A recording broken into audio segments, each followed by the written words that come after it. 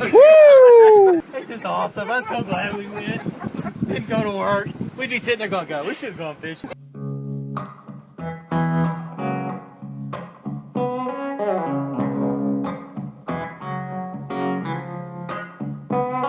Hey, welcome everybody to the Salty Yak Podcast, where we talk saltwater kayak fishing most of the time.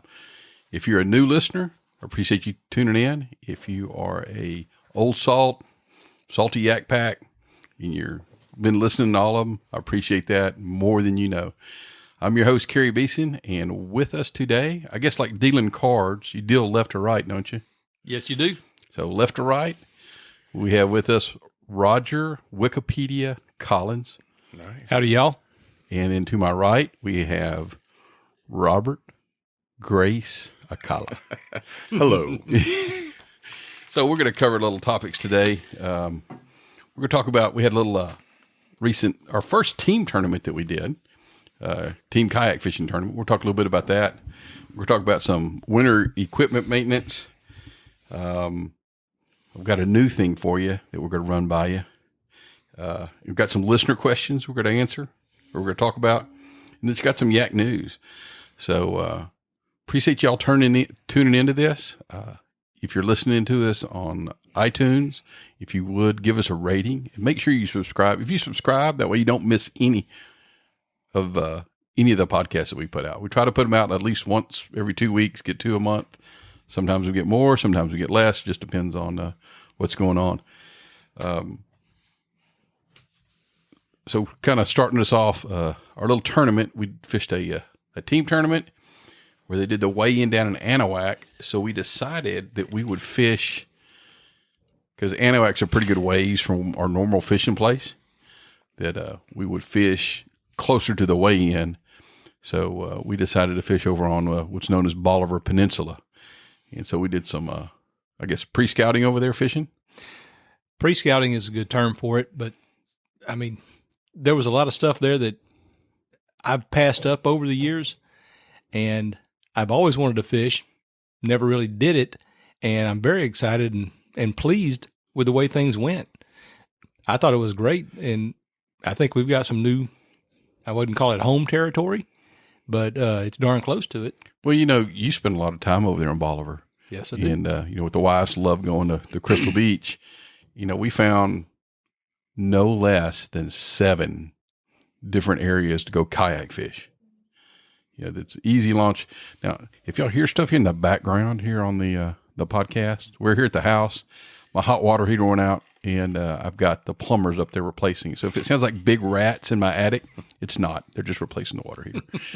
So, but yeah, now we have places when we go over there with the ladies, we can take the kayaks and go kayak fishing. In almost every place that we went, we caught good fish, with the exception of that Sunday morning where you and me went out. And I think that was just more conditions than anything. Yeah, that was a weather issue, because we showed up right at the time of a weather change, and it was a significant weather change. The wind was a problem, blowing all the water out of the marsh. I think I would really like to try that area again under different conditions, because I think it could be productive. Oh, yeah. I mean, I was very excited when I saw some of the stuff, but with the conditions we had to deal with, that wind coming out of the north or northwest at the time, the tide wasn't good. I mean, we just picked a really bad time, and we still caught a couple of fish. Yeah. I think there's potential there. It's a pretty good little haul. That's what I was going to say. But easy launch, but it's an easy launch, but it's good work. run. I mean, there's work, to get to where you want to get. But once you get there, though, there's a lot there. Well, you talk about the place where we fished the tournament. Yeah, I mean, that was a 3-mile one-way pedal. There is some closer marshes there around there. That's it's a super easy put in there, and you don't have to pedal that far. When we went over there to Yates Bayou, it wasn't that far. No, it wasn't. But obviously it was a known place because there was 3 other boats there fishing. Yeah, it's a popular area. But if it's a popular area, that means that there's probably something there from time to time. Probably. That Roger, quick. Yeah. Sharp as a tack. So, what we went into was trying to make a plan. So we picked an area, and then we kind of looked at Google Earth and tried to pick places where we could launch and get to some marsh areas and some other areas and looking at it. And then we went and scouted it and pre-fished it. And we did this probably 3 weeks ahead of time. Yeah. So yeah, 3 weeks, maybe even, I think it was a month actually, because we started on, I think the first one was the week before we went down and stayed with the wives down there. Correct. So we did that, and then we went back, tried it again. So we did 3 scouting trips, and 3 individual scouting trips, and then we also split up because we had more people. Yeah, we so if you were to think about it, it was like 5 different scouting trips to try this, and everybody caught fish every time. You know, old Robert over here, he finally, he got on the fish. He figured out where we needed to be fishing. Except it was the day before the tournament. Yeah, but you did pretty good that day, huh? It's the story of my life. Yeah, man. but no, it was good. I mean, I think we got to the area we needed to be, right, on tournament day. Not where I was. Right. But where I was just fine. You're sending texts like, y'all need to hurry up and get up here. I need help. I need help catching all these fish, But I think what I got out of it is sometimes just because you don't see reds tailing or them chasing after bait, and it's okay to throw blind across the coast line, because you just never know. Because that's what happened was I found a school is what it is, because obviously I got big reds all in succession. So, I wouldn't have known. I'd have just pedaled on by hadn't I thrown a line in. So, and that kind of leads into what I was talking to y'all about before we ever started this. The majority of my experience with fishing, and I've been fishing a long time. I've been fishing that area since the early 80s. And I'm not that old, but I'm kind of old. But I'm not that old. But most of my experience has come from mid-bay reefs, drop-offs, spoil banks, and jetties. That's been that was my go-to during my tournament days when I was younger. And I took a hiatus. Now I've come back and I've started fishing the marsh, which I never actually fished before because I was always a big boat guy. Yeah. And you can't wade the marsh because it's too damn sticky, as your last little thing showed. I don't know. Yeah. There's those that have tried and conquered. Yeah. There's who tried and failed. Whatever. So my point is this: there is a completely different ecosystem in the marsh than there is out in the bay. Yes. In the bay, you look for the right conditions. You look for the current flowing this way. You look for the points. You look for the fish or the bait to be doing a certain thing. When you find that, you stop right there. The fish will come to you. Mm-hmm. So you wait for the fish to come to you. And I've done that successfully many times. I've won a lot of tournaments doing that. In the marsh, they don't do that. You look for the conditions. Yeah, that's all good and fine. But you've got to chase the fish. The fish don't come to you. You got to go to the fish. You go find them. If you throw and catch 3, 16-inch reds in a specific area, then you're probably going to wind up catching 16-inch reds or 17-inch reds the whole damn time. You need to unass that area and move on to something else. Mm-hmm. Look for a different pattern because they don't do that. Yeah. I mean, through this scouting period that we did the whole 3-4 times that we went down there, there's one exception to that rule. And I caught a 26-inch red at the mouth where the water was flowing out. Yep. I caught that one, but nothing else. Now, you got back up in the bays or in the back lakes during that time. On that trip, yeah. And you caught several. Yeah, I caught 3. The 22, 23, and 2023. They're all about the same size. So the moral of the story is, if you catch 2 or 3 of the same size in the same area, and you're looking for something bigger, you probably need to move on. Well, especially if it's tournament day. Yeah, especially and that's what I'm. And that's what we're talking about here. That's what it is. Because on the scouting day, it was like 26 or 27 if you pinch the tail. Yeah. But 27, 25, 24, they were all together. On the day of the tournament, I caught a 16 and a 17. right? And okay, great, I'm catching, but it's not getting me to Yeah. the promised land by no means. So Yeah, I mean, I that's think all there's a lot of good and truth to that. fine. What I found was, like, if you went back into the drain, is where you caught the rats. Is where I would go back into a little bit, and then that's when I was catching the 18 and 19. Well, we got out there on the shoreline and on those points, and then we started picking up, 26, 28 and a half, Right. 24s. Right. So 28 and a half sucks. Right. Yeah. Well, That's the worst thing you can catch in a tournament is a 28 and a half. the other thing too is just catching enough trout to feed the neighborhood. Oh yeah. When we're not looking for trout. When you're on we're a not in redfish any tournament. side pots, and you know what I mean. And we're trying to find big reds. It was fun, but On those 2 days that we were down there, I bet you I caught 4 or 5 limits of keeper it's trout. crazy. Yeah. And I loved that. I love that. I'm a trout lover, but damn, that's not what I'm looking No. for. No, not at all. And they keep eating it. So, we came up with a plan, and we stuck to our plan. We went right once we figured out that that's where it was going to be. Right. And we knew that the next day that the wind was going to change, and it was going to be even more of a wind-blown shoreline we're going to be fishing. Yep. So we went there and just pretty much grounded out the whole time. Yeah. And if I could do a side note at this point, those damn 360 lights are fantastic. Mm-hmm. They're wonderful for keeping people from running over you in a boat while you're going in the dark. And so you can see everything around you. They're great. But they attract the biggest freaking insects in the goddamn world, because I had this demon spawn insects. I still to this day don't know what the hell that thing that was that hit me in the face. Mm-hmm. But I was cruising across there. We're having a good time. We're all talking. And I don't know why it picked me.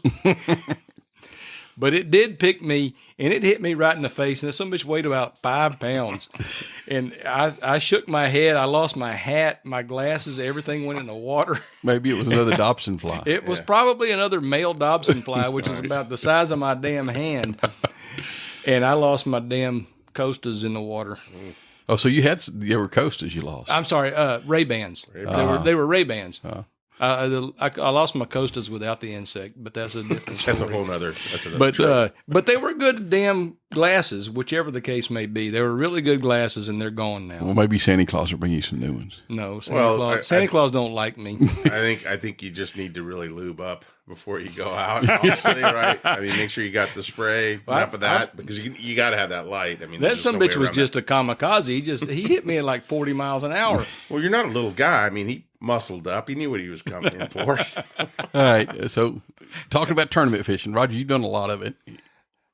Just saltwater tournament fishing, but we haven't done a whole lot of kayak tournament fishing. No, the I've done 2 now, and both of them were with you. Mm-hmm. The first one I really liked. I liked that one a great deal. I thought it went well, and that was the saltwater survival series. We did fish the one. flounder one. This one was a little bit disorganized. Yeah, it was. Now, I mean, I don't hate them or anything like that. I would do it again, but they have room for improvement. They have room for improvement. It's an excellent way to describe it. They have some room for improvement because it was a little disorganized. I don't mind, the Anahuac. I mean, for me, I grew up over in that side of town, so Anahuac's normal to me. That's yeah. I don't mind my the traveling part. I think that's not a bad idea at all.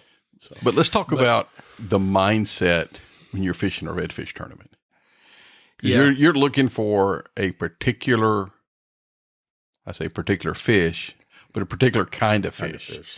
Absolutely. You're looking for that 27 to right at 28-inch red that is fat as a butterball. Mm-hmm. And that's a seasonal thing. Mm-hmm. I mean, it's very seasonal for where the big reds are.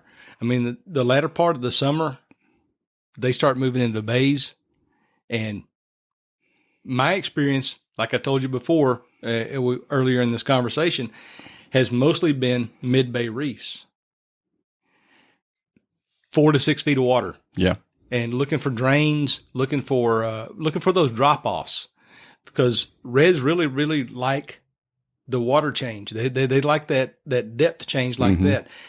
If you can find an area where you got an oyster reef up at the top and it's 2.5 to 4.5 feet deep on the oyster, and then it drops off into a channel, that is a damn good area. You can sit and concentrate on that area.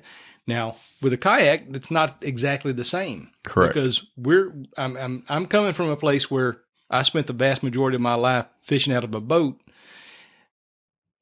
The marsh is not the same thing. So I'm still learning in that respect. And the drains in the marsh,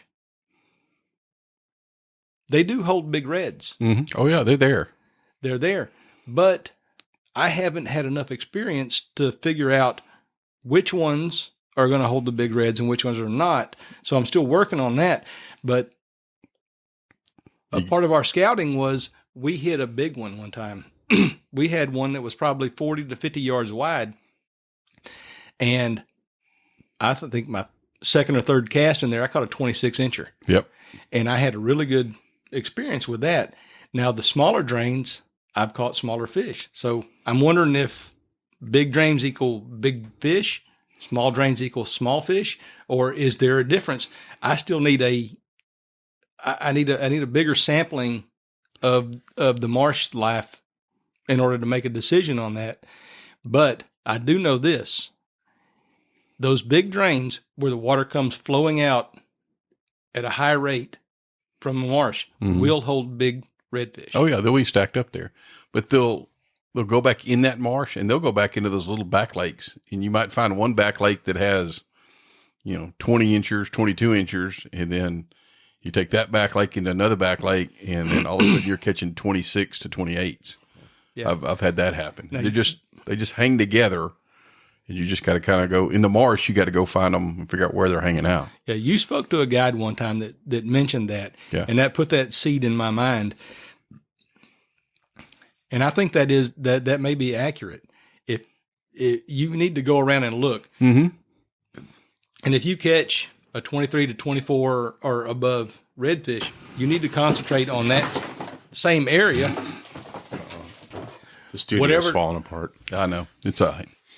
Whatever you were doing at that moment, you need to think about it. Okay, was I hitting a windblown shoreline? Was I hitting a point? Was I hitting a drain? What was I doing when I made that cast? Yep. And I need to repeat that. Well, that's just at like other locations. And they come in, they're in schools. Yep. Up in the marsh. They are in small areas. Hit those and hit those same things hard because the other ones are going to be doing the same thing. Yeah. Well, we fished for the tournament. You found them there. It wasn't in the marsh, but it was right there where the marsh is drained out to. Right. That's shoreline. And there probably was a quarter-mile stretch. You worked up and down there, and we've caught, over the 2 days, I think we caught. Oh, we caught a bunch of red. Yeah. And I mean, the water depth was less than 2 feet. I mean, it was the shoreline in. Just it wasn't that You're making noise. Deep. I am. Me. But that's where they were. That's where they were, and that's where we decided to go fish. Yep. But what I like what you said, Roger. They like that oyster where a drop off is, and I've had really good luck out of the kayak in the winter. Like right now, we're gonna go fish on Sunday, and the report that we have is the water is way out. So we're gonna go launch at a spot where we can get out. But I remember fishing last year. I couldn't even get back in the marsh because there was no water, and ended up fishing out in front of a drain where there was it was a river, and doing really well. Just fishing the exact same thing. Oyster with a drop off. Yeah. My screensaver on my computer at work is the exact same thing. Out of there at McNeil, where the water was pouring out. It was cold. We were all wearing jackets. There was not much water at the marsh. I sat there and that's where I mean, we hammered them guys that day. Yeah. I mean, even the girls were catching redfish. They were catching slot redfish. Nice. And it was wonderful. I mean, we probably caught 30 or 40 of them sitting right there at the mouth. Yep. It's one of those days you can catch them like that. So, moving on, talk about winter here. Let's talk about a little bit of winter equipment maintenance, rod and reel maintenance, lure maintenance. So I'm going to start it off with, I mentioned, I guess maybe on the Instagram, I had a little problem with my Hobie drive, my Mirage drive, when we were pre-fishing one day. So if you've got a Hobie, those little things that your drive clicks into that are mounted inside your kayak, left and right, those are called click and go assemblies. And they have one little bitty spring that's in the top of that. And guess what? Those things break from time to time. They're really easy to replace. They're not expensive. But that's one of the things I never thought about is taking that click and go assembly out, taking the screws out of it, and putting some type of cleaning it up and putting some type of corrosive or anti-corrosive, some grease or some oil or something on it. That's one of those, from now on, every January, I'm going to take them out and clean them up and see if I need to replace the springs or what I need to do. Every January, we'll bring our Hobies over to Carrie. Yeah. $50 an hour. I'll be glad to work on them. He'll work on it for us. Well, yeah, I'm new to the whole pedal kayak thing. So I've started kind of going along with yours. And I heard, a couple of different, people talking about it while on it through the variety of different kayak websites there are and Facebook pages. And I just took it upon myself, said, anytime you're putting something in salt water and it's made out of metal, it should be damn lubricated when you get done. Well, you think about it. I've been using CRC is my preferred. And I've got that from Jimmy over at Tackle Hut. I spray everything down with CRC. Now, I had no idea about the spring that you're talking about because it's in the opposite direction. You got to shoot up into it. Now, I've tried it. I don't know if I'm getting into there, but my kayak's very young in comparison to yours. So I don't know if I'm doing any good or not, but we'll find out. Yeah, and you have to take the click and go assembly out to get to the screws. You can't do it. You can't leave it. You can't leave it in and take that apart. Correct. You have to just because the way those screws are positioned, you can't get to them. Right. But it's not that hard. But that's one thing to do. The other thing is on your drive. You look and you see those cables, and they've got those little lock nut washers. Every now and then, you need to grab your drive, each of the pedal shafts in each hand, to see if you can easily pull it apart. Those cables hold that drive together. And if there's some slack in there, like mine, I could pull it apart and I literally could see the roller bearings poking out from around that stainless steel shaft. And so push it back together and just a couple turns. Don't get crazy, and then try it again, and then enough turns to where you don't feel a whole lot of slack. There's no slack left in it. I got that advice from the folks up at North Texas Kayaks when I bought it. Yeah. And I've taken it to heart. So about every 3 or 4 times that I go out, I'll go over there and I'll put a wrench on it and just check it. Yeah. See what it feels like. And I hit it with the CRC just to make sure. Yep. And so far, so good. But like I said, mine's very young. Well, the other thing, too, that mine's not even a year old. We talked about one of the last times we were in my garage is I actually threw some tools in my box. I mean, because that's the thing, too. You get out there and it can be a quick fix, but if you don't have the right tools with you. I know some guys that broke some mast off one day. I know some guys that have done that, too. And I know 2 guys that have done that, and I might be talking to them right now. We did it all in the same day. I know some guys that have pedaled with one mast. And that's something else, with these Hobie drives, you can, if you don't have the kick-up fins like Roger does, your mast might get not broke, but bent. So now's a good time they're not hard to take off. Put them in a vise and straighten them out a little bit. Look at your fins, see if there's any repairs that need to be done in your fins. And I've got something here in this package right here. You got them, huh? I'm going to show y'all. All right. He probably got us a set too, Roger. I don't know about that. Okay, maybe not. Yeah, he's not that altruistic. Well, it is Christmas, but just for him. So what I'm holding here is a hard plastic cover that goes over the end of your fins, the end of your Hobie fins. I'll hand it to you. So when you run up on an oyster or run into something like that, it doesn't damage your fins. I know I've seen some of the fins. I've had one like where the the mass actually came out the side. Yeah, that happens. This would this little thing here would certainly I guess we'll give a plug to Triple M. Yep. That's what So it it's is. yeah. Well, what Triple M Customs. They make fishing rods and some other stuff. But I saw this on Facebook and I reached out to him and he sent me a set of them to give him a try. And so tomorrow when I replace the idler cable that I broke on the trip, I'm going to put those on mine and give it a shot too. Does he send the hardware along too? The stainless steel screw and nut, or is that what? No, they should all be. It's all here. Oh, Should be. okay. Well, what I'm noticing when I look at it is it's going to cover the bottom probably half to third of the forward part of the drive. Yeah, on the leading edge. Yeah, the leading edge. It looks like it's set screw.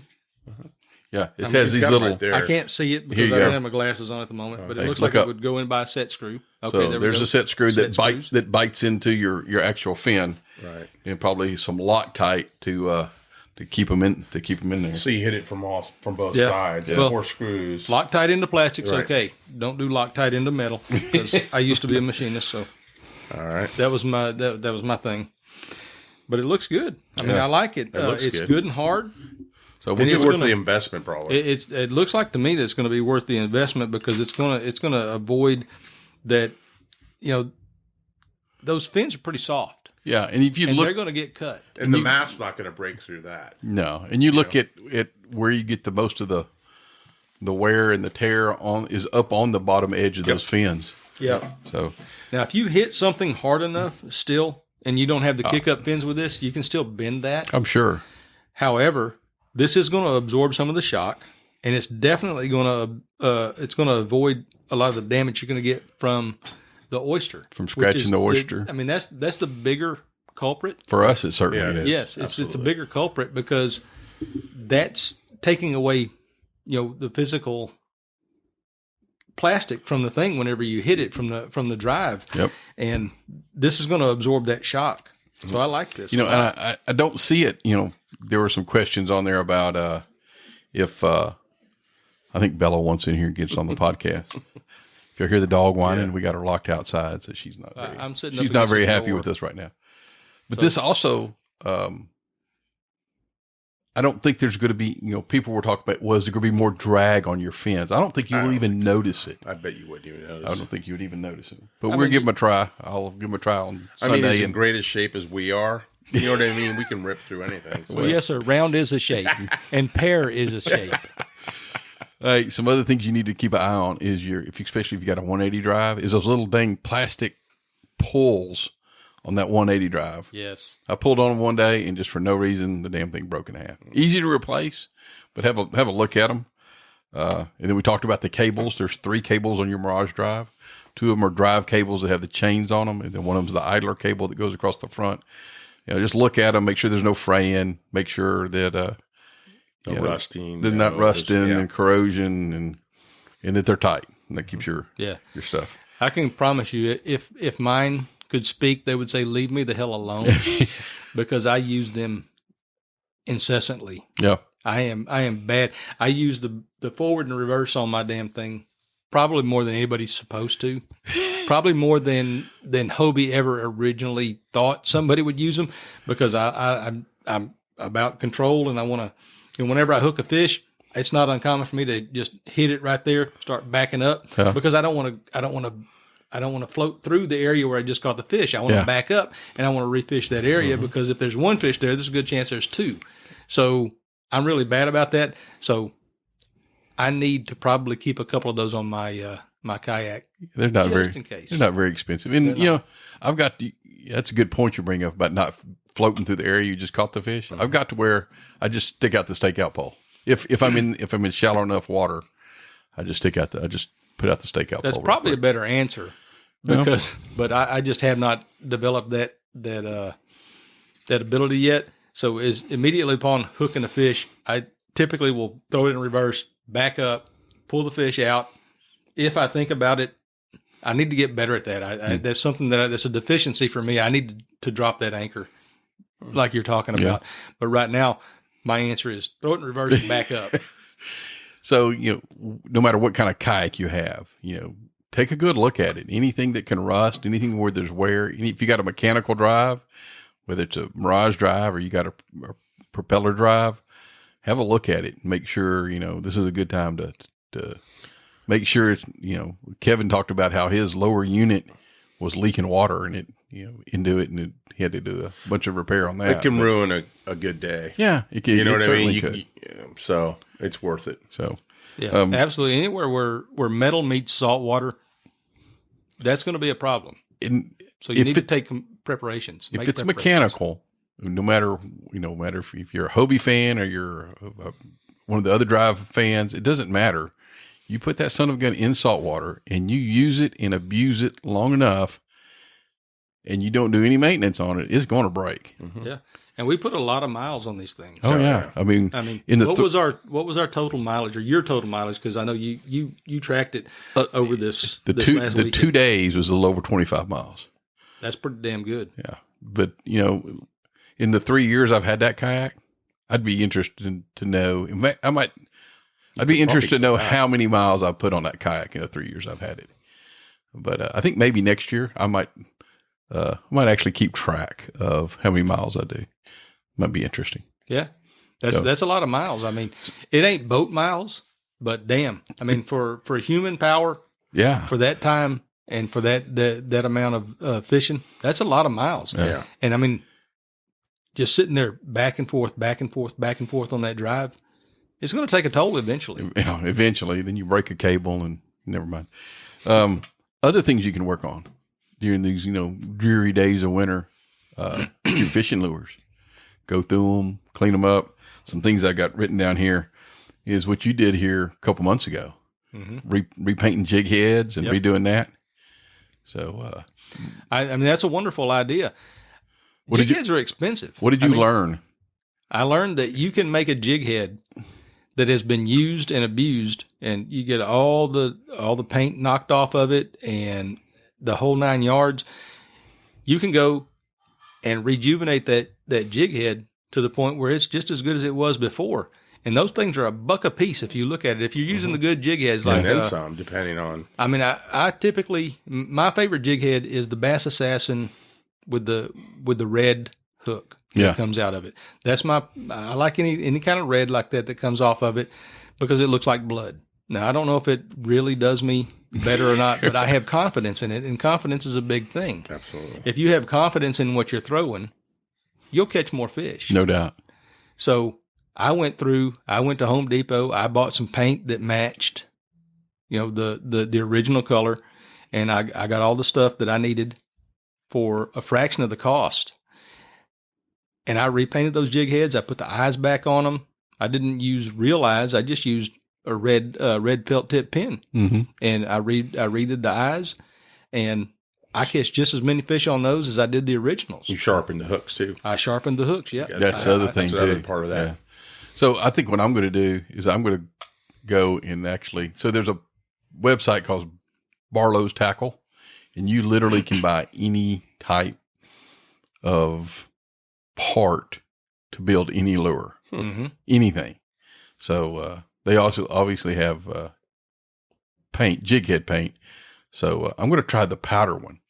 I saw those, and I wanted to get those, but I was like, I have not used the powder. And it's like $6 for a little jar of it. And that's not an extreme expense when you consider you can probably do 20 or 30 jig heads. We're going to find out. You're talking about $30. Yeah. I mean, with good jig heads, you're talking about each jig head is $1 a piece. Mm-hmm. So it's worth it. Yeah. It's worth it to give it a try. But I think the thing on the Barlow is, don't you have to heat the jig head up? So with the powder coated one, you would heat the jig head up with like a cigarette lighter, not to the point of melting the lead. But then you just dip it in there and pull it out, shake off the excess, and there you go. Yeah. So I'm going to order some and give it a try. We'll get a report back on that. So we're kind of experimenting with that right now. Exactly. I used spray on, and it worked good.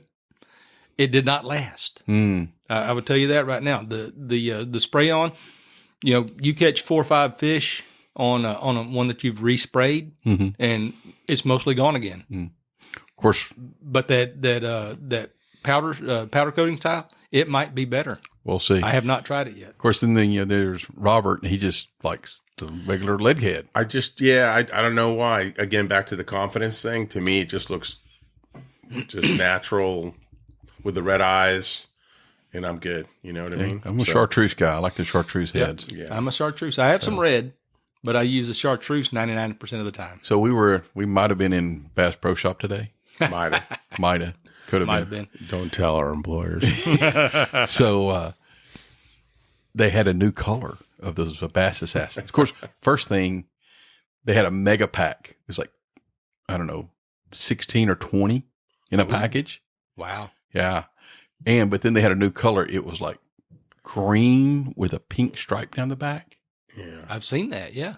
I looked at them. I had them in my hand, but I was like, no, just sticking with chartreuse. So I didn't buy any of those. Yeah. Yeah. Well, I mean, I wouldn't buy. I would buy 4 of those in a 4-pack and give them a experimental try. Give them a go. And see what happens. I wouldn't buy a 16-pack of them because what happens if I don't like them and you do 16 of them? Yeah. Well, then I'm gonna have to spray paint them bastards. You bought a 16-pack and gave Carrie 4 and me 4. Then you'd still have 8. And you'd have 8. And then I'd have 8. Or Nicholas. Well, Nicholas doesn't need any help. Yeah. No, we need to. We need to tone him down a little bit. So sharpening hooks, that's another thing you can go and do is sit there and sharpen your hooks. Yeah. Replacing hooks. Well, I have that big tri-hone steel because I'm a fanatic about keeping my knife sharp and keeping my hook sharp. So I use that tri-hone thing and it's got 3 different levels. It's got a rough, a fine, and a medium. And with the hooks, there's too many times that I've missed fish over the years because my hook was dull that I've gotten kind of a little bit probably fanatical about it. Okay. So even like if you and I go out fishing on Saturday and I catch a dozen fish, when I come home the next day, when I got some downtime, I sharpen those hooks again. You don't wait till just do it all in the winter. No, I sharpen my hooks incessantly. Like I said, I'm probably a little bit crazy about it, but I don't want to miss a fish. Anything else you can think of as far as doing lures? I clean them up, and if I've got some trebles that got some rust on them, I'll take those off and I'll replace them. And that's an easy fix. Yeah, it's really an easy fix. to take the troubles. What about like on your plastics? I mean, sometimes I'll keep some from trips before, but before I go, I always look to see if they, are they really too far gone? Are they too ripped? Are they too, you know what I mean? Because if I've got some that I'm going to save, I throw them in the gulp juice. Right. I throw them in the gulp throw juice. Them in the juice. Right. Same here. Yeah. If it's savable, and if it's manageable, I throw it in the gulp and I will use it again. And I have great faith in those. Oh yeah. If they're not biting, I go to the gulp box and pull something, pull the magic bait out of the gulp box and then start throwing that. If nothing else, at least it hides your scent. If you feel like, I've sprayed my boat down with, some kind of lubricant or something like that, and I feel like sometimes like where my drive is, I'm getting these little rainbows that come out of the water because there's oil on it, and I feel like I got that on my hand. I want to go to the gulp at least to cover my scent. Yeah. And I like that.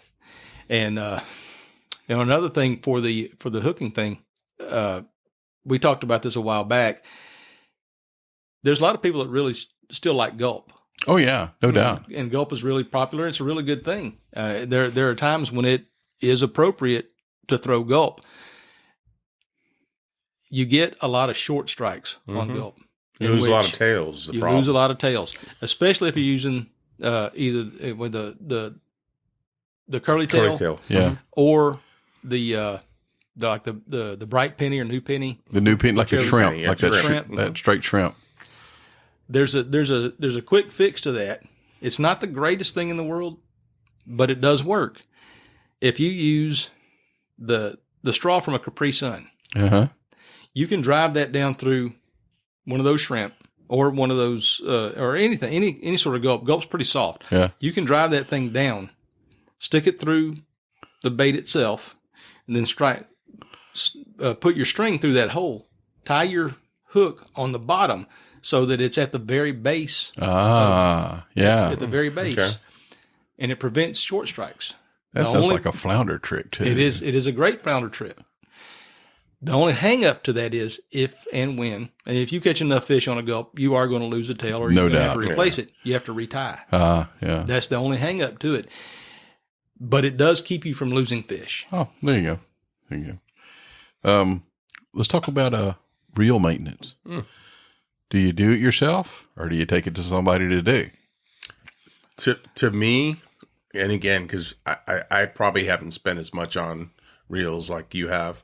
Thanks. I don't mean that. I don't know if I mean that in a good or bad way, but what I mean by it is, I mean, if I'm spending less than $100 on a reel, I'll probably just take care of it myself. But if I was to get into the Corrados, you know what I mean, the Shimano's, the 250 plus range, that kind of thing, it's probably worth the $25 or whatever it is to have somebody go through it. It's like, I know guys that are real comfortable taking their bait casters apart. I'm not. Well, I am to a point. There's a point of no return. Yeah. But where you start losing, you could really screw it up. Yes. So I don't know that I've ever taken a bait caster apart and put it back together and it worked like it was supposed to. Yeah. But spinning reel, I have no problem doing spinning reels. Bait casters are different. My thing with the bait casters is there's a point where I don't go beyond or below, whatever you want to say that. I will take them apart to the point where during the season, especially in the summer when I'm fishing a lot, I will take them apart. I will lubricate them. I will make sure there's no salt in there. There's no mud in there. There's no sand. A lot of people don't even realize this, but if your handles get a little stiff, it's because you got sand in that damn thing. And you can take those apart. You can clean them out. Q-tip, a little bit of lubricant, and it's all fine. So I consider that like mid-level maintenance at most. I will do that. But once a year, I will take them to a professional and let them break the whole damn thing down, clean it all completely, and get it back to me. And it's really not that expensive. I mean, if you give them 10 reels, it's going to cost you some money. But if you're just talking 2-3 reels, it's not that much. And, we have a guy here that we know with the tackle hut that does a really good job. And, I mean, it's what he does 24/7, 365. He's an expert at it. So I'm confident I can give him any reel and he'll do a good job and he'll get it done. But during the season, like this time of year right now, it's kind of the doldrums, and we're getting to that point where, the weather's getting uncooperative. Those windows are a little far and few between. I'll take, this is about the time I'll take my reels over to Jimmy and let him clean them, and I'll be good for the summer because I can do the mid-level maintenance. Yeah. But I'm not going to completely break it down. Anybody use what's that spray? In fact, I bought it today. No. Either CRC or Real Magic. Real Magic. I love Real Magic. Yeah. Yeah, I think it's a great intermediate. Yeah. Every time that I get off the water, I like to, I don't want to use heavy spray. I don't want any kind of force pushing things into my reel. I use like a shower type of thing. So or if it's raining outside, you can stick them outside and let the rain wash the salt and everything off of them. And then I will cover them. I'll give them a good coat of the Real Magic. CRC is another good one. Do that and you're good. You're good for a little while. Oh yeah. Yeah, no, you can go to YouTube and there's actually videos on how to take your Corrado apart or whatever. So if you're one of those guys that just you don't know anybody to take it to, can't find anybody close to take it to, I'd always laid it as I took it apart. I would lay it out. You have to. you have to put it in sequence otherwise. But the other thing too about the YouTube thing, I was watching one time, and it was a younger guy, and he was teaching or telling people how to clean a bait caster, and he was a Corrado, and all of a sudden you saw the comments light up. You're doing it wrong. You're doing it wrong. You're putting grease where it's not supposed to be. You're putting oil where it's not supposed to be. You know what I mean? The whole bit. And now I've just ruined my Shimano Corrado because you told me wrong. So I guess you got to make sure it's somebody that knows what they're talking about. True. No doubt. Yeah. But the good thing about today is you can find the schematics for almost any reel on the internet. And you can actually follow step by step. In a lot of cases, the actual manufacturer will give you step-by-step instructions on how to clean this reel. Yeah. So we're fortunate today. 20 years ago, we didn't have that. It was all, trial and error. Yep. You had to learn. So, Robert, why don't you tell us about what you learned about fishing rods and how you learned it the other day? Oh, man. Thanks to Roger. He was noticing every once in a while I was having a problem with backlashes on my bait caster. Mm-hmm. And he could tell just by the way I was casting, looking at my tip from the point of release, mm-hmm. that I probably didn't have the right setup, didn't have the right jig head weight for the rod that I was throwing on. And I'm thinking, oh, what the hell is he doesn't know what he's talking about. And then I went, wait a minute. I think he does. Let me think about this. But I mean, it's like I've always read on the base of the rod, the length of the rod, it's 6'6", it's 7 feet, it's whatever. And then it's got the lure weight, but I've never thought really much past that, And then the other day, like I said, when we were fishing, I think I was throwing a 16th on, I think it was an 1/8 ounce, would be the minimum. Yeah. And the minute I changed up, things kind of were a lot smoother, right? Less backlashes. So, yeah, and it's funny. I was telling Carrie, it's amazing that, you think you've been fishing a long time, but there's so many things you don't know, and you learn, as you go, So, but now we went today, and again, we may have went to Bass Pro Shop or whatever.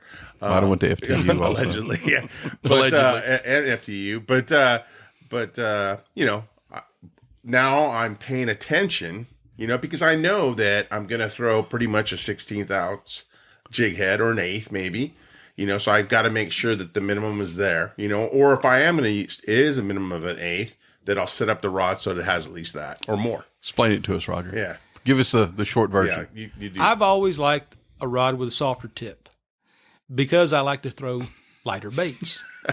Don't go there. Yeah. Go ahead, Roger. Go ahead, Roger. I'm sorry. Ahead, Roger. We're sorry. That's Don't go there. I'm trying to be honest. I've always liked something like a shrimp tail special is one of my favorite rods. Mm-hmm. I like it because when you rear back and you've got a 16th ounce plus the weight of the body of your lure, it's going to have a good load up. Yep. And that load up is important especially when you're casting into the wind, mm-hmm. because if you don't have that, if you have one of these, the modern style rods seem to be more stiff than what I grew up with. And man, it makes it difficult to cast in those windy conditions because it doesn't load up. It doesn't give you that spring. It doesn't give you that whip at the end of it. And if you want to throw light lures, those bugs are very light. Yep. Mm-hmm. That's why you typically throw them on a spinning rod. Yep. Right. Because spinning rods have softer tips. I'm a bait caster. I do know that there's a place and a time for spinning rods, and I do use them. But if you've got bait casters and you want to throw those lighter those baits that are in the 16th or 1/8 ounce and below, anything 1/8 ounce and below, you need that softer tip, right? Because that's what gives you your distance. Otherwise, you're going to be battling the whole damn day with backlashes and short casts. And what we're doing, especially when we're scouting, you need to cover water, right? So you need longer casts, and that's the kind of thing that I'm looking for when I'm going through that. Now, I do have stiffer rods for other reasons, but my primary rod is usually going to be a medium light to a light. Right. And you can still catch a 40-inch redfish on that, no problem. Well, it just bends more, right. But it's giving you a longer cast. You can cover more water, and you can actually catch more fish with that lighter rod. It's one less thing to worry about, too. You know what I mean? When you talk about the whole confidence of fishing. Yes. Now, in my mind, I get it now. See, I didn't get it before. Now that just gives me that much more confidence when I throw that. Talking to the microphone. I am set up for business. Not like you're, actually trying to talk to Roger. All right. Very wise. Dang rookies. And that is your hot tip for this week. That's a hot that'll tip. be my hot tip. Yeah. That's the hot tip. Match your lure weight to your rod capability. Boom. There you go. Got it there. So, you'll kind of see why we call Roger Wikipedia, right? I'll go ahead and tell the story of how he got his name. It might have been in Louisiana on a late night, one night. There might have been some beer drinking involved. And a gentleman from another camp come over and was talking with us, and they got into a discussion, and it kind of got down to where they literally were having a contest, an unknowing it was like a battle of wits of who knew the most scientific names of different things. And Roger won, and the guy left. And ever since then, we've been calling him Wikipedia.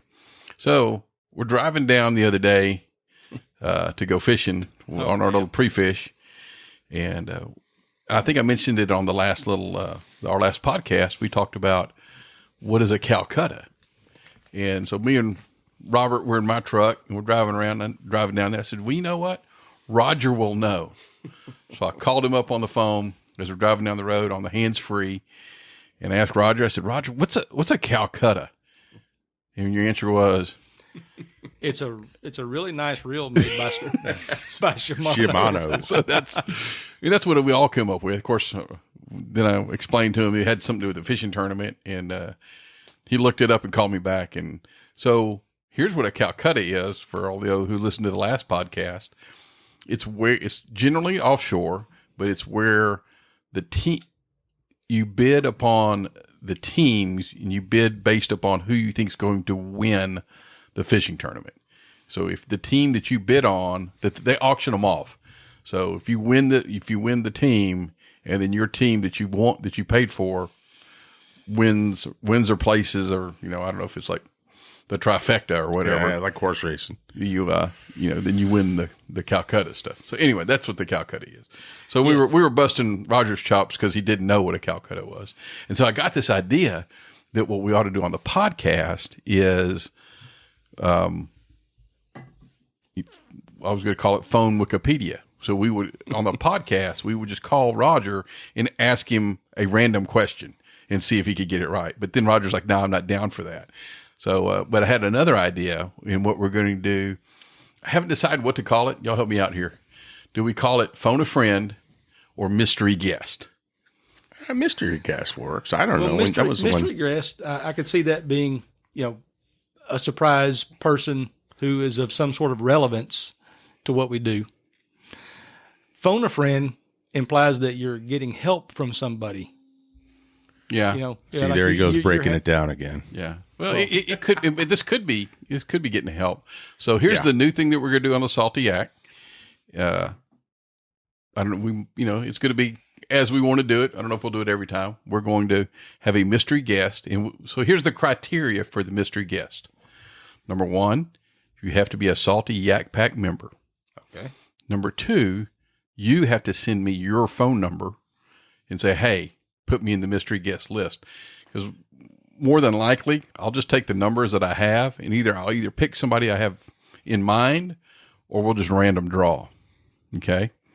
Sweet. So let's give this a little tryout right now. All right. So what is our? I mean, do you already have somebody in mind, or do you have a question? Uh-oh. You already have somebody in mind. Uh-oh. What's up, amigo? We could almost do this like they could try to guess who the person is we're talking to. But we're not going to do this time. Hey, Kevin, how's it going? Hey, what's up? Hey, doing good. Got Roger and Robert here doing recording the podcast. So you're basically on live. Okay. So we were talking about, I think we're going to call this the mystery guest. So, but the idea is, we'll probably just cold call. So you knew I was going to call, so I set this one up. Yeah. But it would be like a cold call. So, the first question I got for you is give us a fishing report, because I know you've been on the water here lately. So give us a fishing report. I remember every day I went. Just go with most recent. Well, you don't want to know about the most recent because it's a real short report. How about the best day? Should remember that. Well, how about just telling us about the water level? That would be interesting. Spell your name, Kevin. So the water level is insanely low. Okay. So, so a couple of days ago, I went to Salt Lake, and had to basically crawl the kayak across the oyster to get it out of the launch site. The oyster was literally maybe an inch to 2 inch under the water, or on the top of the water. The water level had to be at least 2 foot down. Wow. And so I got out there onto Salt Lake, went to the normal places. Now the back marsh, there was hardly any water in there. I did manage to get across that one little dam area. And the water in the marsh was out, so that meant the reds were going to be more out also. I did manage to catch 3 or 4 reds actually and a speck. So yeah, and then yesterday I went and explored West Bay in my boat. Yeah. And didn't do very good at all, which I felt okay about it when I got back. My main thing was I wanted to go out there and mark a couple of places that I wanted to look at in the future and save them in my GPS. And then just kind of fish around, see if I could get some bites. And it didn't work out. I didn't even get a bite all day long. But when I got back, I started reading online. And I wasn't the only one. It seems like everybody had a really tough day yesterday. So, the water clarity is insane too, though. It water clarity, I could see 3-4 foot down. Wow. It was amazing. It was like being over in East Matagorda or something. Kevin, are you not seeing any bird activity right now? I have not. The last 2 times I've been out, I haven't seen any birds. You were telling me that the bait was almost non-existent too. I didn't see any mullet or anything yesterday. Tell us about losing the 30-inch trout. Oh, God, that was a Salt Lake. Yeah, so lesson learned, and I knew better, but I just got super excited. I was fishing I was fishing where Nick's cut comes in, and I hung a big trout. I could tell by the head shake it was a big trout. And I had, I'm not really used to anymore. I used to have a paddle across my lap all the time. Yeah. But I don't really keep a paddle across my lap because I have a paddle kayak, right? So I was panicking. I was trying to get the paddle off my lap and, make room for this trout. And inevitably I got just the slightest bit of slack in my line and he's gone. Heartbreaking. Did you ever actually see him? I didn't have to. I saw the wake. Oh, damn. Well, there you go. Yeah. Damn, that's heartbreaking. And then you had the last time that, we were talking, you were here in the room with the podcast and we were going to go deer hunting. How'd that turn out? Oh, that was amazing. Yeah. Yeah. It got me a nice 8-point. He's in the processor right now. I was afraid because we sat there and I'm like, because I was thinking, we were going to see deer all morning. And I was literally in my mind going, oh crap, we're not going to see nothing. So, I was just wondering because we had that little nub buck underneath the feeder and he stayed there forever. Yep. And, but then that 8-point just came out.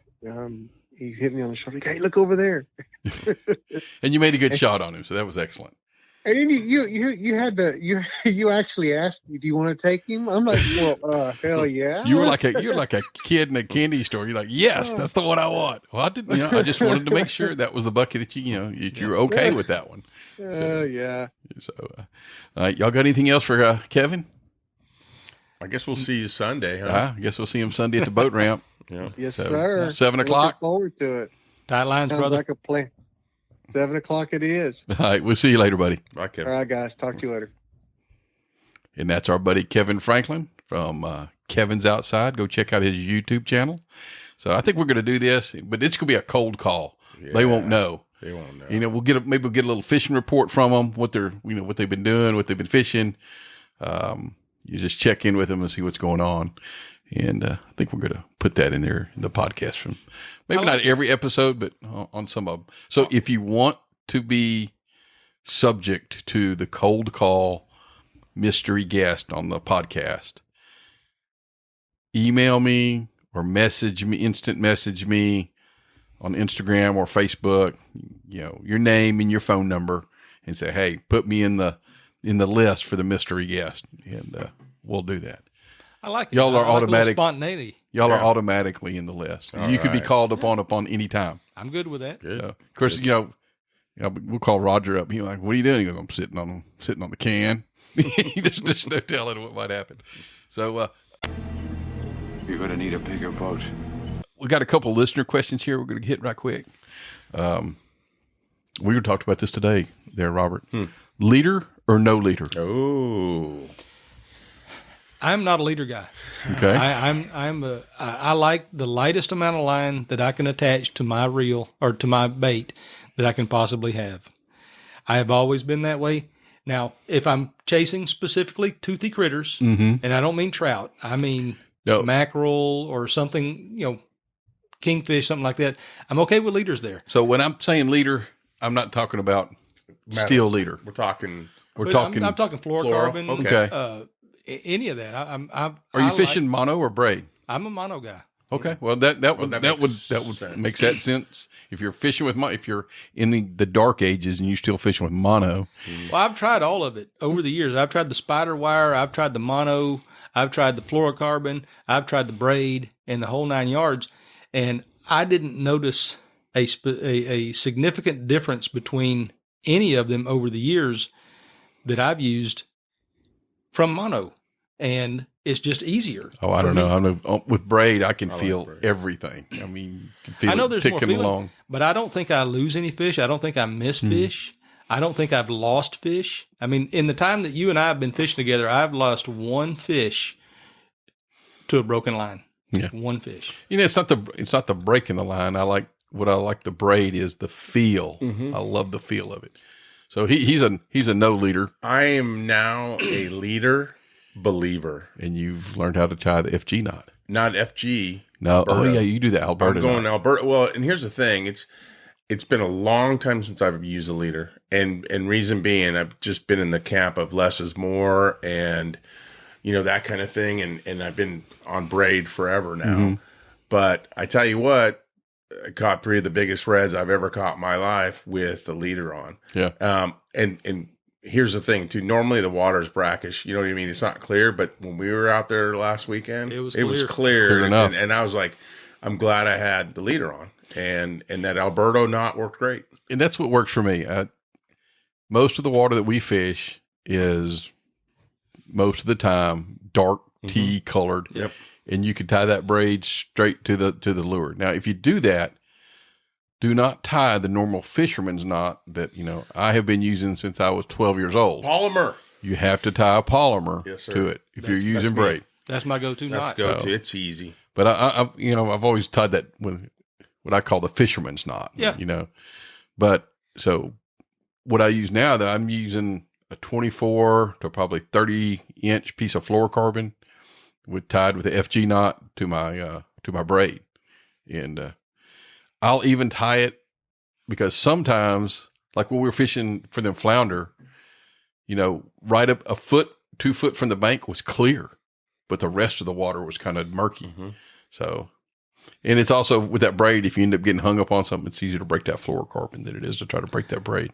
Absolutely. And that's one of the hangups with the braid is that I have seen on numerous occasions, if you're tying braid straight to your lure and you do get hung, the amount of effort that it takes to break that will sometimes cause the tight portion of your line to go down into your spool. Yes. And You then got a what problem. happens? Or you Then can got break your rope. rod. Or you can break your rod. Yes. I've done that. Yeah. So- We've Well, all and that's been why, there. you just brought up another thing, and that's another reason why, I'm 30-pound braid. Yeah. Because if you go too light on the braid, you know what I mean? That'll eat into your Thank you. reel. So, so I've that's tried- leaders. Yeah, I've tried it over the years. I guess maybe it's because of my age and the amount of time that I've spent with the other. I stick with what I know, and I stick with what I'm comfortable with. I do recognize that there is more sensitivity to the braid, and it is stronger, and it is more cut resistant when you're talking about rust, going over oyster shell and stuff like that. I acknowledge all of that stuff. I'm just used to that. I'm comfortable with it, so I stick with it. So, I mean, there's nothing wrong with going to it and using it, and especially the way you're doing it with the fluorocarbon leader. That's a great idea. It is. It's just It not works. me. It works. So yeah, It works. You know, and this happens. These are our opinions because nobody's the same. You know, what type of rod you like, you know, what type of line you like. You know, Absolutely. if it works for you and you have confidence in it, That's what matters. use it. Yeah. Use it. Yeah. I had a question about tide apps. The one that I use is called Nowy Tide. If I'm on my phone looking at it. Here's the thing about the tides, and you can look at them online. You can look at the NOAA website and all that. So they're given the tide for a specific location, a specific meter. So like, well, a lot of places where we fish over west of Freeport, they ain't a meter There's not anywhere one. close. No. Matter of And fact, so- a lot of the places that we fish at, they don't have an actual meter for that place. Point Bolivar is the closest we can get on that side over there, and it's still a few miles away from where we're fishing. Well, there's actually one over at Rollover. So, but yeah. So unless you're fishing close to one of those meters, figuring out what the tide is, some of it's experience because you kind of know. You know, I've learned at this one spot if it's low tide here, it's basically a 6-hour difference. Yep. For whatever. But you know, it's like if you're looking at the Galveston Jetty one, and what's the tide up into Trinity Bay, it's gonna be totally different. Yeah. So- there can be a 12-hour difference between the Galveston the Galveston Jetty and the upper part of Trinity Bay. 12-hour difference. Yeah. And the other thing is conditions. You know, southeast wind, it's pushing water up. So the low tide's not going to be that low versus, you know, we got a north and northwest wind, it's pushing water out. Yep. So the low tide's even going to be lower. So that's things that you have to keep in mind when you're looking at tide. So I tend to I almost always use NOAA. yeah. I go to the NOAA website and I look at it. They have either Freeport if we're on that side, and you can only guess. Yeah. I mean, you can only guess about, okay, what is the tide difference between Freeport and where we're fishing? And you can look at other places if you know, like Galveston jetties as opposed to the Mid Bay reefs in East Bay. Mm-hmm. You know, we'd figured that out over the years. You know, there was about a 5-hour difference between like Hannah's Reef and what was at Galveston at the jetties. But it takes you just have to experience it. You just have to sit there and watch and wait. You got to be there at the tide change and see what the app says or what NOAA says. This is when the Freeport tide is out, or this is when the Freeport tide is low or high, as opposed to what you're experiencing where you're at. And you got to do the math yourself because there's just not anything there for you to compare it to. I wish there was an easy answer for this because you can look at the app, but it's only going to show you, or you can look at the website, but it's only going to show you what it is at that one point. So unless you're fishing right there by the meter, you're just going to have to go and learn it. Well, here's the thing too, and we've talked about this too, you know, and Kevin's really good at this, I think, as far as like looking at the sun and the moon and the stars and the water, the pressure and all that kind of stuff. If I'm going to want to go fishing, I'm going to go fishing regardless. But I mean, obviously if things line up and I just happen to be there, awesome. But I'm going fishing. Yeah, exactly. Just got to go when it's going good. You go when you can go. Right. Exactly. So the last listener question, how many fishing rods do you take on the kayak? 2 to 4. 2 to 4? Just depends. I'm going with it depends. Because It depends. Like if I'm just got to go 4. It depends on where we're going. We're going on a long trip. I'm going to have at least 4. Yeah. At least, maybe even one more. But I mean, short trips. Because okay, walk me down the road. Is if you're going to take 4 rods, how you going to set them up? I'm gonna have one. I'm gonna have probably 2 set up with jig heads, one lighter, maybe one a little heavier, like 16th and maybe an 8. I'll probably have a weedless hook on one as well set up, and then I might have a popping cork. And for the longest time, I would have one open reel set up with a popping cork, and that's probably more because of Kevin. But that's what I do. Roger, how many you taking and what are you setting them up like? I'm doing 3 usually. Mm-hmm. And if we're going a long distance, like if we're going over to Pack or if we was going down to Port Mansfield, I'd take 4. I like to have a spare. I only carry 3 on the kayak and usually 1 spinning reel for something light and 2 bait casters, one with a, one with my primary bait, one with a what do you call it? A weedless. Weedless, setup. yeah. And then another one with the other one will have my popping cork. Because I'm a big fan of the popping cork with a jig underneath it under certain circumstances. So, I'm probably carrying 4. One set up with a jig head, 16th ounce jig head. The other one is either set up with an 1/8 ounce or 1/4 ounce. Depending, if I know we're going to go deep water or if I know it's going to be windy. Or windy. Yeah, that depends. I mean, And so I'll have it either weedless or that. The other one, I'm going to have my little spinning rod with my bugs. I was going to say, I always do that too. You just never know when you're going to run up on some tailing reds or some reds pushing bait up against and I want to throw that bugs at them. And the other one, not a popping cork, bobber, top water.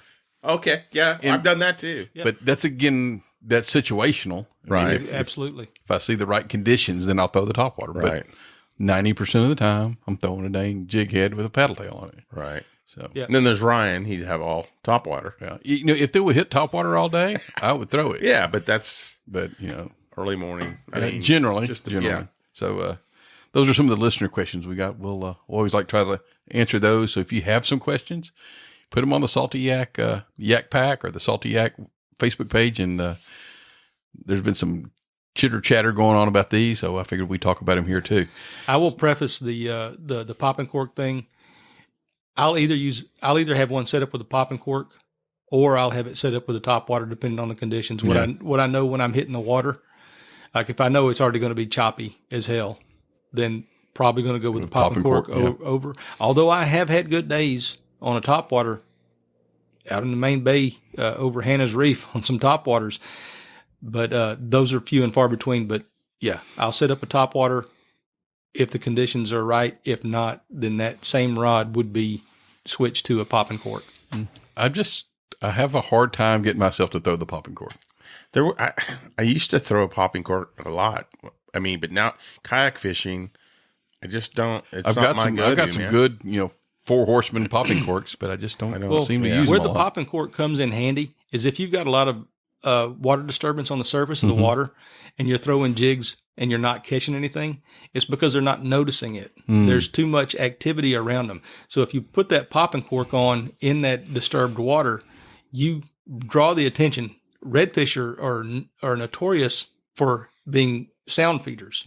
If they hear the sound of something else that sounds like it's feeding, they'll gravitate toward that area. So that's why I throw the popping cork in the disturbed water, is because it gives me an extra element. They can hear it.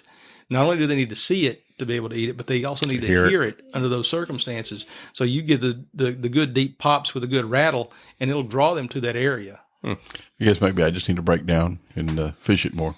I guess. So we'll see. All right, moving on to the Yak News, and we'll kind of finish up the podcast here. So about the only thing I've got on the Yak News is the Saltwater Survival Series has put out their 2021 schedule. Cool. So March 27th is the Redfish Tournament. May 22nd is the Trout Tournament.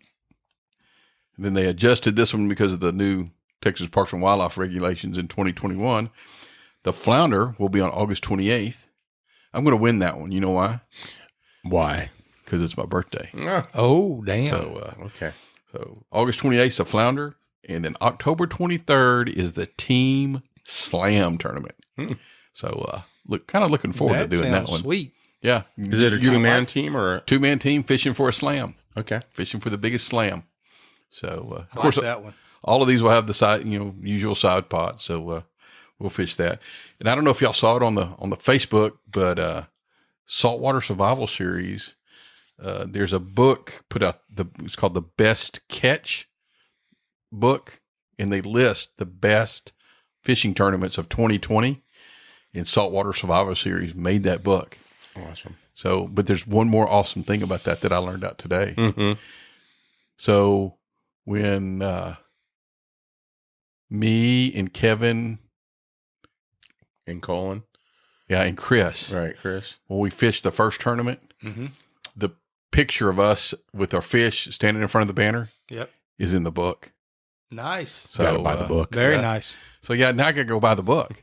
So if you're looking for it, it's under Best Catch 2020. If you go to the Salty Yak Facebook page, or if you go to the Saltwater Survival Series Facebook page, you can find a link so you can go buy the book if you want to.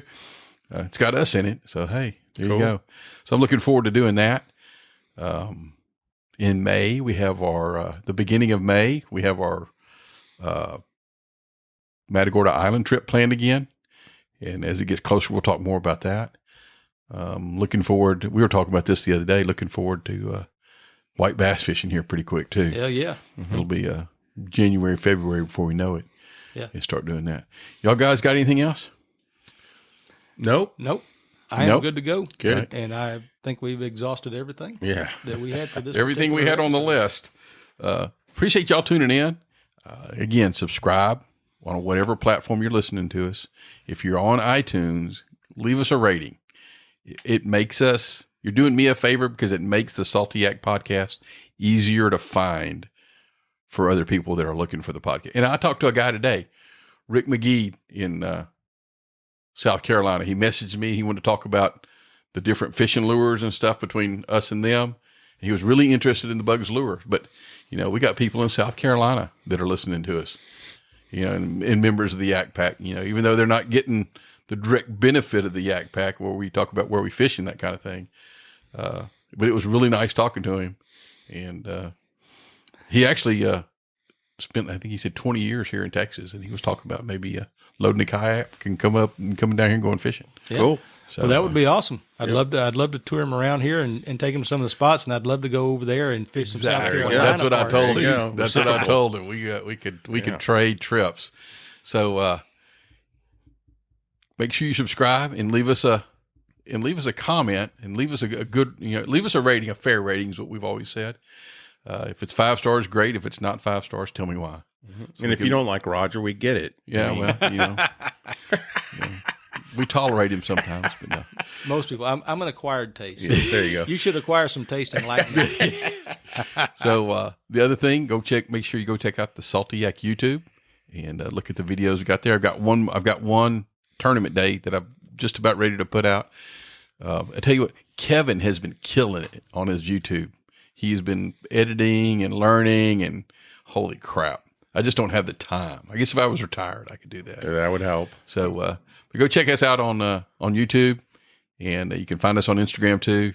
You can leave me a message on Facebook, and if you're interested in being a member of the Salty Yak Pack, go to the go to the Salty Yak Facebook page, and you have to answer the 3 questions. If you don't answer the 3 questions, you don't get in. And if you don't have a kayak, that's okay. If you're new to kayak, that's okay. You know, that's why we do this. We do this to help everybody. So as we usually close this out, make sure that you always wear your life jacket because somebody out there loves you. All right. All right. Talk to you later. Bye. Bye-bye.